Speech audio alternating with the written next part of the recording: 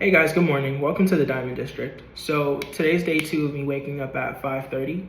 I feel wonderful, I feel great, I feel clear, I feel full of energy, I feel full of vigor. And today I wanted to talk about the importance of belief and visualization. So initially when I started this channel, it was really focusing on the importance of committing to action and not really worrying too much about the mental part, the mental mechanisms, the affirmations, and all these different things. Because I feel like when you get caught up in that and you're not so focused on doing what you need to do, you really just end up sidetracking yourself and you start doing what I really like to call mental masturbation. You're just thinking, you're thinking, you're thinking. Another term for that is called analytical loop. Look it up. So if you're in the state of you've now committed to action, you are now starting to do everything you need to do. Now, the next important thing is going to be internal, because you are likely going to hit a situation that I recently hit, where your actions are going to start surpassing your self-image. Meaning, if you see yourself as a person of limited success, limited belief, and limited circumstances, all of your results are going to equate to this. I was listening to this audiobook today, and it talked about a very interesting story of this salesman who, when he was put in a poor area, he would make about $5,000 no matter what. And then when he was put in a rich area, a rich neighborhood, he would still make about $5,000. So when they kind of looked further into it, they saw the consistency of this. And it wasn't so much that $5,000 was like the highest goal or anything. He had the ability to make much, much more. What was kind of confusing to people was that, how are you able to make $5,000 in this poor area, but you're only able to make $5,000 in this rich area? And they started giving him this really funny nickname about the $5,000 man. When they kind of looked deeper into it, they saw that when he was in the poor area, he was doing everything possible to make sure he hit his goal of $5,000. When he got to the rich area, the moment he hit $5,000, he just essentially started coasting. He started doing everything that was not necessary because he already hit his goal. He's in this place of abundance, and it's just like, it might come, it might not, who cares? I've hit my goal. So what that is an example of is a self-identity and a belief. And it did not matter whether he was in a place of abundance or a place of poverty, or it just really didn't matter. He was always going to hit that number. So what's really important moving forward is you need to make sure that your self-image far surpasses the actions that you're currently committed to. So that way your actions start to catch up with your self-image.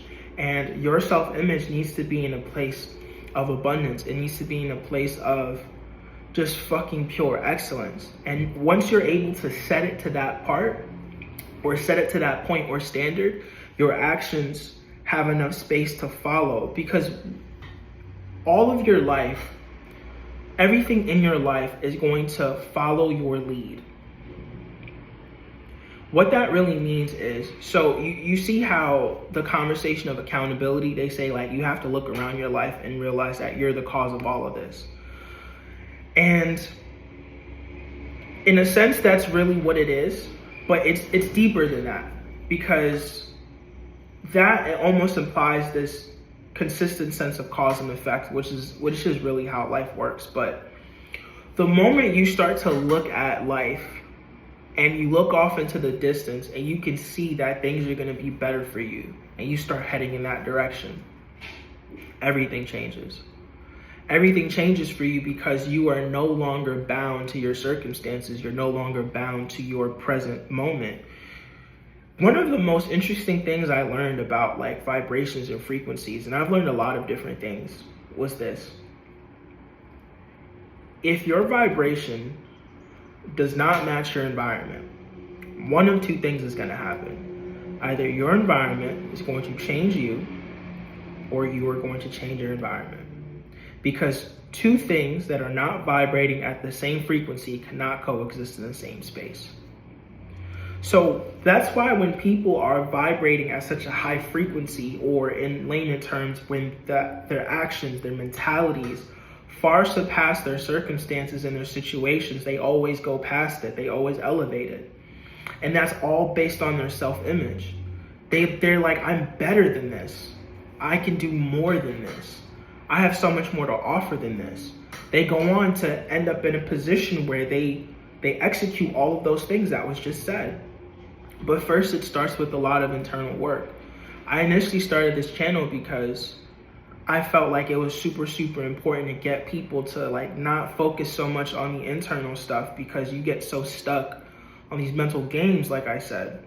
But now that I've gotten past the point of, okay, I'm being consistent, I'm doing the work. There is another level of that. You just doing the work is not enough. You have to also see better for yourself. You have to believe better for yourself.